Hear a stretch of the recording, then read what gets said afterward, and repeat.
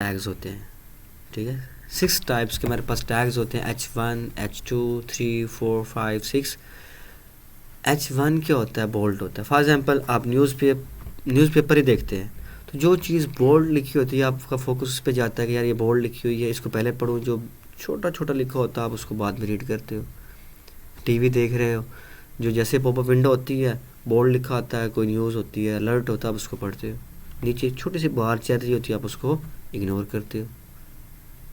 तो H1 क्या होगा? वो हमारा बोल्ड होता है, अलर्ट होता है, बोल्ड, जो गूगल को जब से सबसे पहले गूगल उस H1 टैग्स को यूज़ करता है। जैसे आप कोई आर्टिकल लिखते हो तो आप अपनी हेडिंग्स में लिखते हो, हेडिंग्स देते हो, हेडिंग्स को बोल्ड करके लिखते हो ताकि मेरे इंस्ट्रक्टर को भी पता चले ये बोल्ड लिखा हुआ हेडिंग है। H1 हमारा क्या होता है? बोल्ड होता है। जब हम अपना लिखेंगे वेबसाइट में कुछ भी चीज़ें, हेडिंग के तौर पे आर्टिकल लिखना है, हेडिंग्स देनी है, या पेज का नेम लिखना है, हेडिंग देनी है, तो H1 में लिखेंगे। क्यों? वो मोर विजिबल होगा।